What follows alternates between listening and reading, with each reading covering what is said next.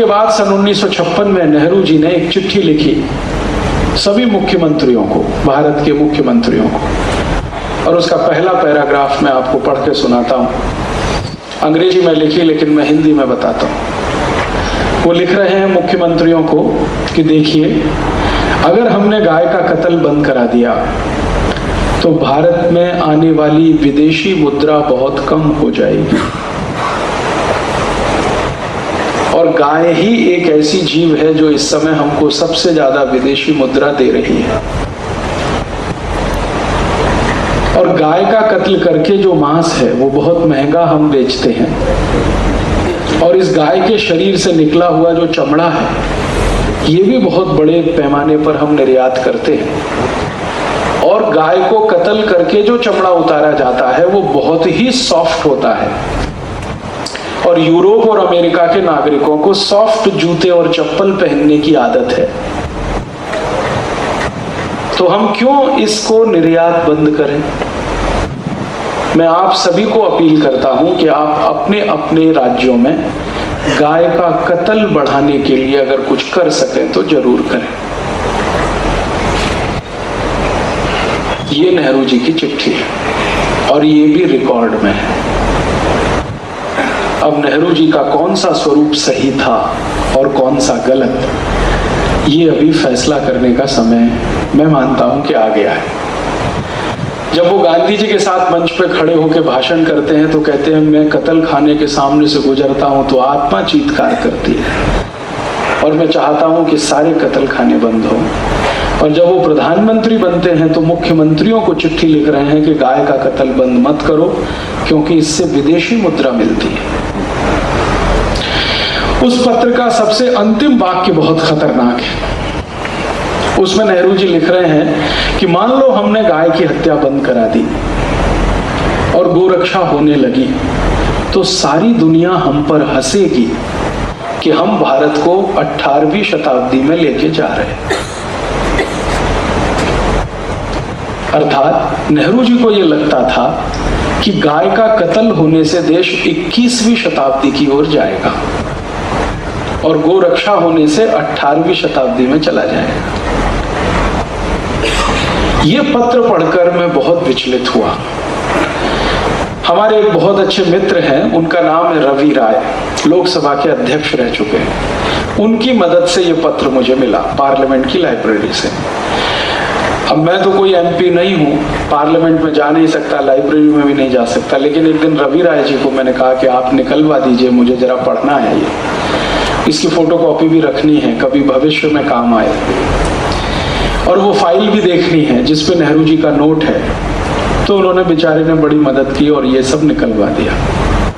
ये पढ़ के मैं बहुत परेशान हुआ और मैंने ये जानने की कोशिश की कि आखिर नेहरू जी के जीवन में वो कौन सी बात थी जिसके कारण वो गोहत्या को चालू रखना चाहते थे।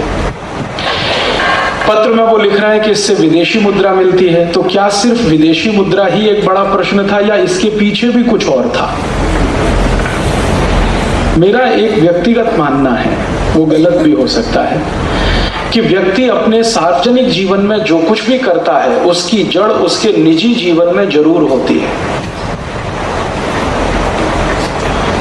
वो भारत का प्रधानमंत्री हो, राष्ट्रपति हो, देश के किसी संवैधानिक पद पर बैठा हुआ हो, या कोई संत हो, महंत हो, साधु हो, प्रोफेसर हो, इंजीनियर हो, डॉक्टर हो, या साधारण किसान हो, मजदूर हो, कोई भी व्यक्ति हो, अगर वो सार्वजनिक जीवन में कुछ कर रहा है तो उसकी जड़ें उसके निजी जीवन में जरूर होती हैं। पब्लिक लाइफ में व्यक्ति जिस तरह से व्यवहार करता है उसका रिफ्लेक्शन उसके प्राइवेट लाइफ से निकलता है।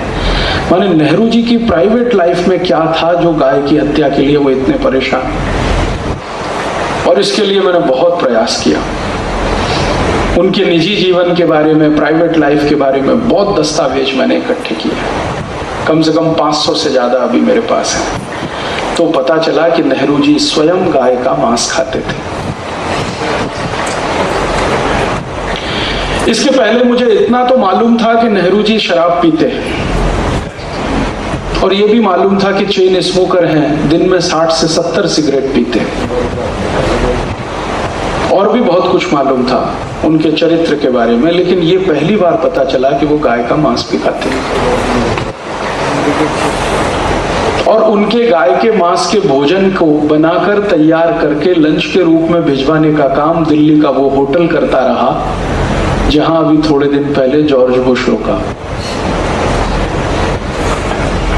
और नेहरू जी का एक लंच का खर्चा उस जमाने में 13,000 रुपए होता था, जिस पर भारत के एक समाजवादी नेता ने बड़ी कड़क टिप्पणी की थी, राम मनोहर लोहिया। उन्होंने संसद में एक दिन बहुत जोरदार भाषण दिया था कि नेहरू, तुम्हारा एक समय का भोजन का खर्च 13,000 रुपए है और भारत के 14 करोड़ लोगों को 2 समय खाने को रोटी नहीं है, तुमको शर्म नहीं आती? उस जमाने में संसद में लोहिया जी एक व्यक्ति थे जो नेहरू जी को इस तरह से बोल पाते थे, बाकी तो सब नेहरू के आगे पीछे दुम हिला के घूमते रहते थे। तो जब ये दस्तावेज मिल गए तो मैं समझ गया कि नेहरू जी के मन में गाय के प्रति जो प्रेम था वो दिखावे का था, गांधी जी को प्रभावित करने के लिए था और भारत का प्रधानमंत्री बनने के लिए था। एक बार प्रधानमंत्री बन गए, अब तो कोई कष्ट नहीं है, कोई रोकने वाला नहीं, कोई टोकने वाला नहीं। और सरदार पटेल की मृत्यु के बाद तो कोई नहीं उनके सामने चुनौती देने वाला। तो उनका असली रूप पूरे देश के सामने आया। और ये जितनी बातें मैंने आपसे कही हैं, ये सब भारत की लोकसभा के रिकॉर्ड्स पर मौजूद हैं। कभी इतिहास लिखा जाए तो ये सब उसमें आ जाए। तो हम समझ सकते हैं कि नेहरू जी से कोई अपेक्षा नहीं कि वो गाय की रक्षा करने के लिए कुछ करें। फिर मैंने सोचा नेहरू जी के बाद वालों को क्या हुआ, उनका तो समझ में आ गया, चलो ठीक है। बाद में इतने प्रधानमंत्री आए, उनका क्या हुआ? उन्होंने क्यों नहीं कानून बनाया गोरक्षा का? क्योंकि गोरक्षा का कानून बनाने की बात 1947 से चल रही है, जिस दिन आजादी मिली उस दिन से चल रही है। और अब सन 2006 आ चुका है, लगभग 60 वर्ष पूरे होने जा रहे हैं। तो बाद के प्रधानमंत्रियों ने क्या किया?